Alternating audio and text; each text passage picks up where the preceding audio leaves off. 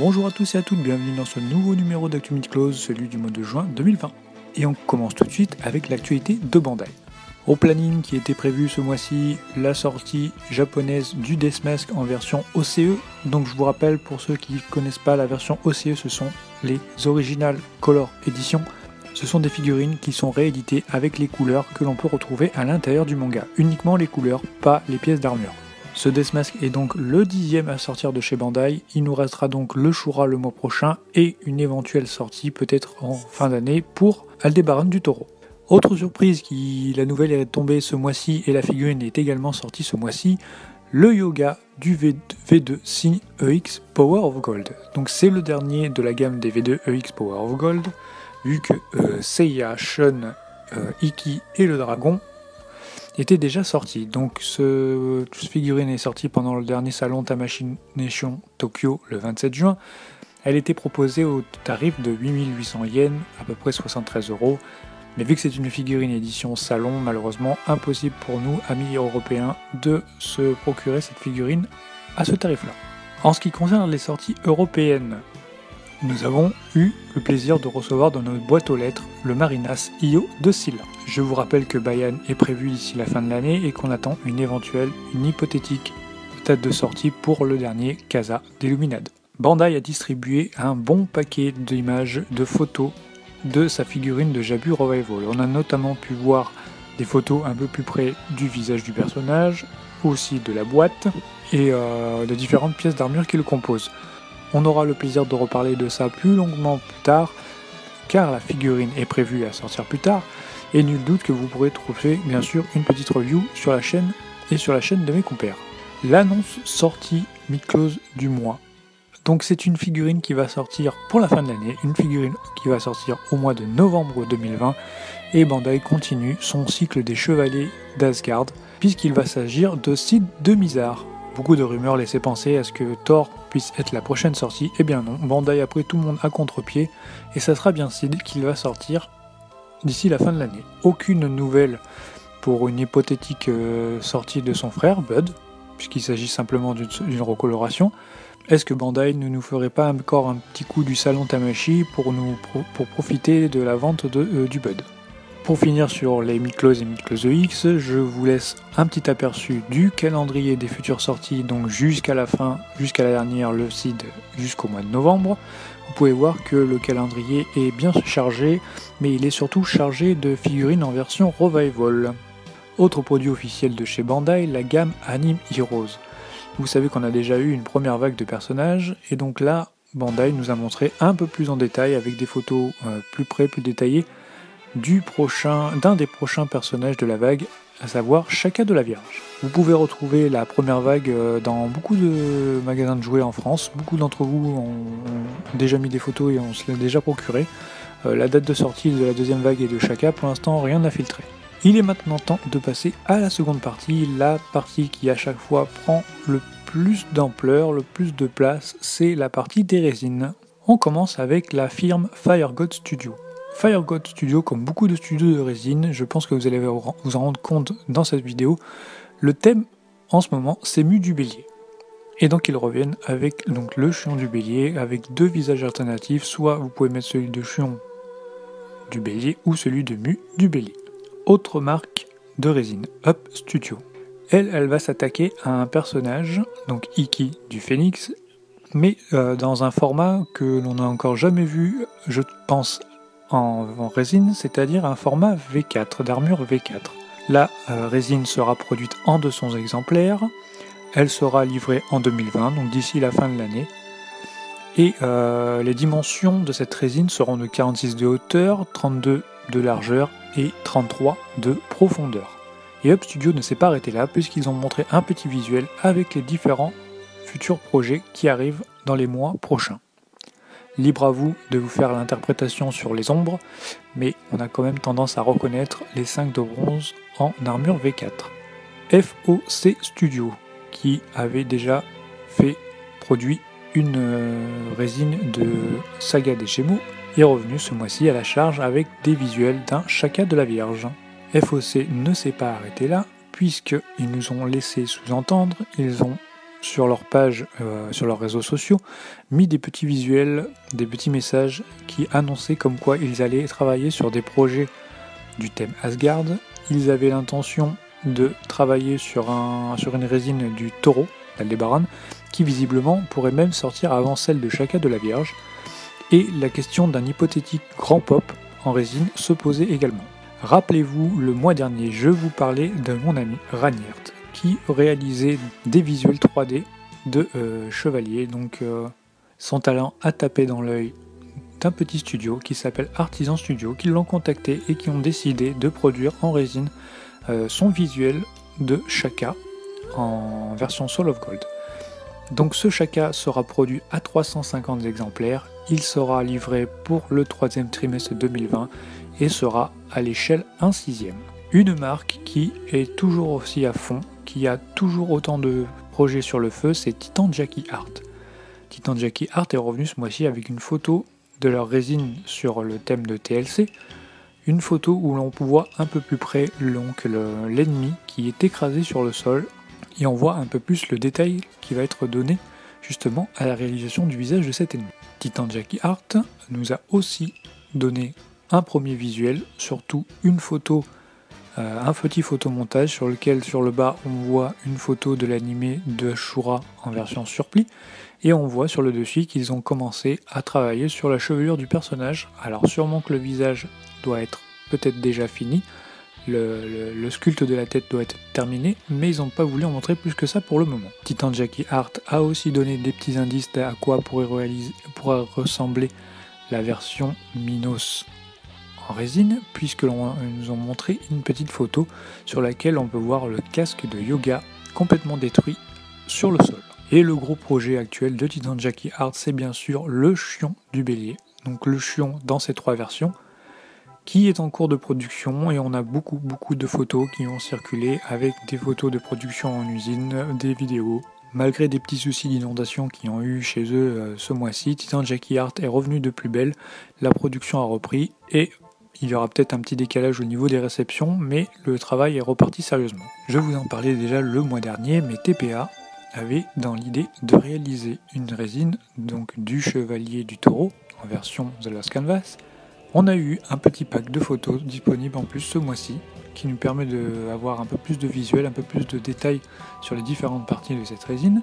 Et surtout, nos amis de chez TPA nous ont livré, comme a pu le faire Up Studio, un petit visuel avec les différents projets qu'ils allaient arriver à produire d'ici quelques mois. Rappelez-vous, le mois dernier, certains ont rigolé quand j'ai dit qu'il y avait une marque de résine chinoise dont je me refusais de prononcer le nom.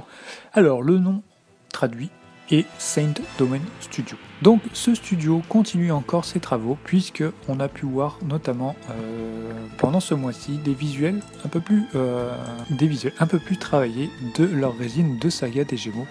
On peut se rendre compte donc sur cette résine qu'il y aura déjà 2 visages, une version avec un visage normal, Saga dans son apparence la plus simple, et une version avec le visage Evil, c'est-à-dire lorsque Saga revêt sa chevelure grise. Saint Domain Studio ne s'arrête pas là, puisqu'en fin de mois, ils ont laissé apparaître quelques petits clichés qui pourraient être les futurs projets de la marque. On peut notamment voir un Kiki, donc l'élève de Jamir, et une tête de Pandore. Une marque que bien sûr on ne présente plus, la marque Tsume, qui elle est revenue ce mois-ci avec des visuels d'une base qui est censée être la base de ce que va représenter le projet Senseiya actuel chez Tsume. Je vous explique. Donc vous savez déjà qu'il y a la Athéna, donc qui est en précommande, qui a été sold out très rapidement chez Tsume. Tsume a annoncé bien sûr qu'autour de cette Athéna, il y aurait 5 autres résines, 5 autres statues, avec les 5 chevaliers de bronze. Ces visuels de ce diorama géant permet de situer chaque personnage autour de la déesse et de se rendre compte un petit peu de la dimension qu'il va falloir pour pouvoir exposer tout ça. Si on se réfère aux petites étiquettes qui semblent être des cotes qui sont posées directement sur le socle de la statue d'Athéna, on a l'impression qu'il va falloir un espace d'à peu près un carré d'1,50 m pour pouvoir exposer l'ensemble des 6 résines chez soi. Donc 1,5 m², à réserver, à bloquer chez soi si on a l'intention d'acquérir les 5 statues de Tsume. Quand je vous ai dit que le personnage à la mode ce mois-ci était Mu du Bélier, je ne vous mens pas. Une autre firme qui s'appelle Model Palace Studio, elle aussi a décidé de réaliser donc un Mu du Bélier, bras écartés en position Crystal Wall, avec à ses côtés le Kiki. Donc cette résine devrait être réalisée en 480 exemplaires. Mu du Bélier, qui lui aussi est à l'honneur chez Crazy Studio, une résine de 48 cm de haut, avec un visage tout à fait époustouflant. 2 têtes seront disponibles, une casquée et une non casquée. Cette marque semble aussi tenir à cœur à réaliser un petit diorama, un petit présentoir de haute qualité pour cette résine, puisque l'on peut voir un guerrier derrière, un Spartiate semble-t-il, une lance à la main. Projet que je vous avais déjà parlé les mois précédents, la marque Legendary Collectible, vous savez, qui va nous réaliser une résine sur le Seiya V1 de Pégase. Eh bien, le projet est en cours de production. Voilà, la production a commencé, les premières pièces, les premiers moules sont finis, et ils nous ont laissé une première vague de visages, une première vague de photos sur lequel on peut se rendre compte un petit peu de l'avancée des travaux.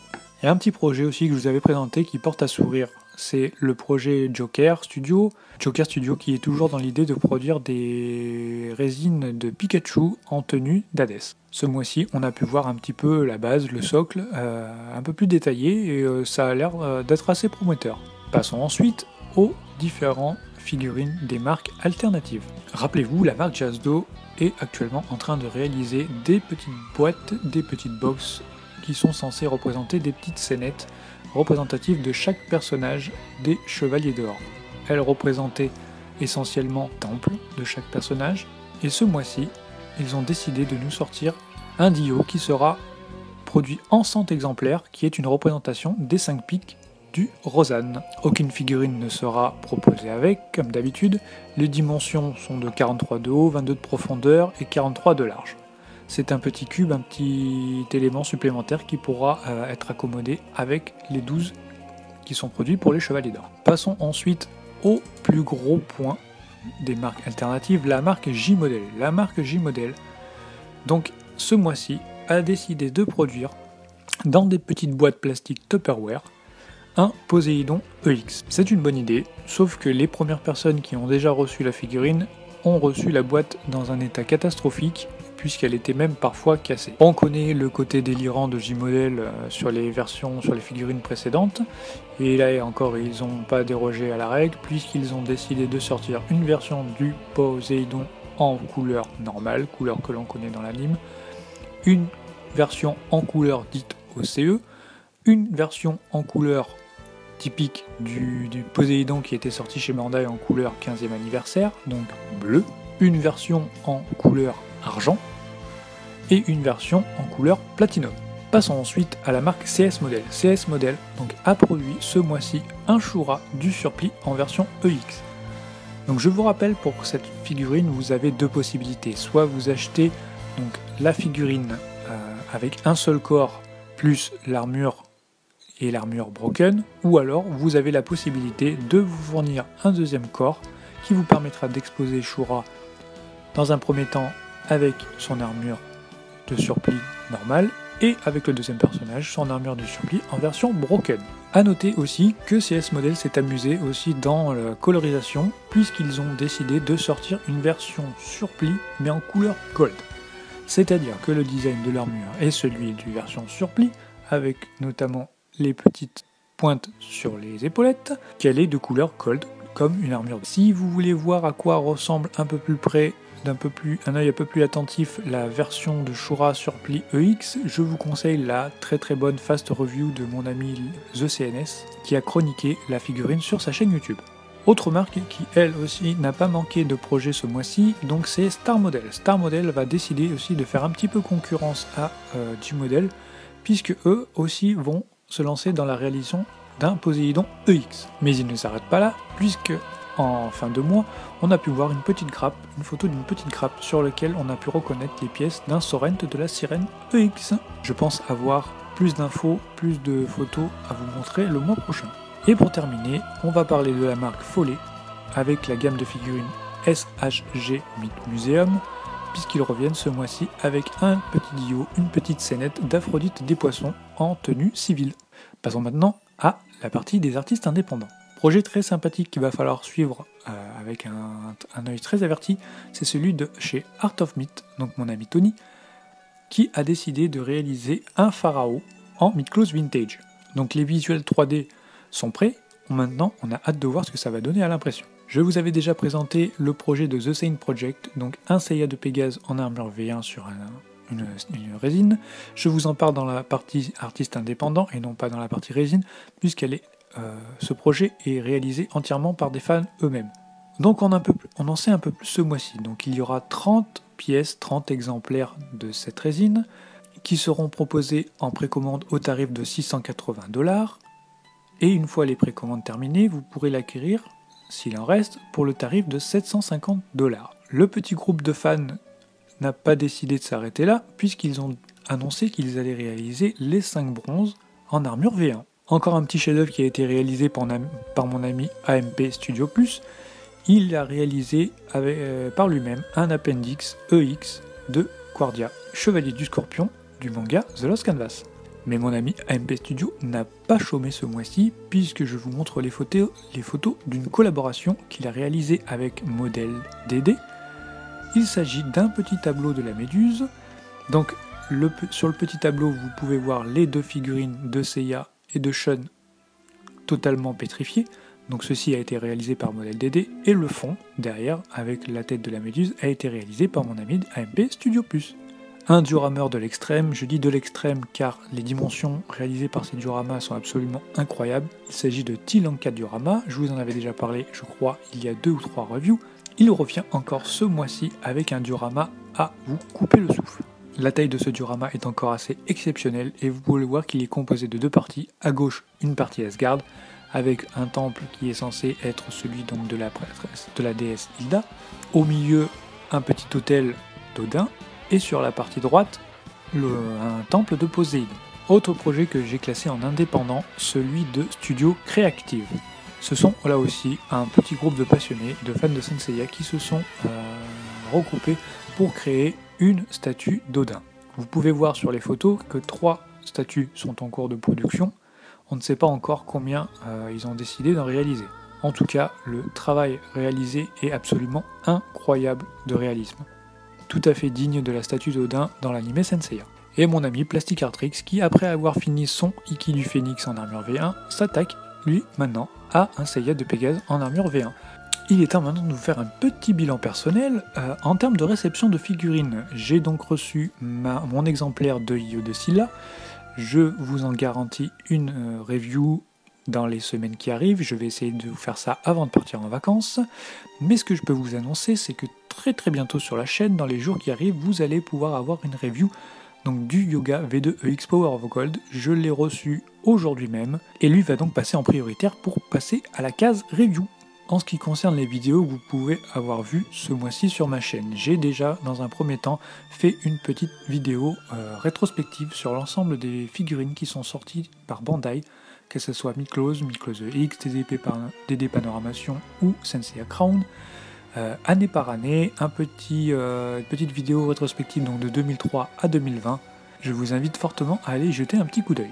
Et pour les fans de Carapace, ce mois-ci, je me suis attelé à sortir 2 reviews sur les premières vagues des figurines des Tortues Ninja par NECA en version cartoon.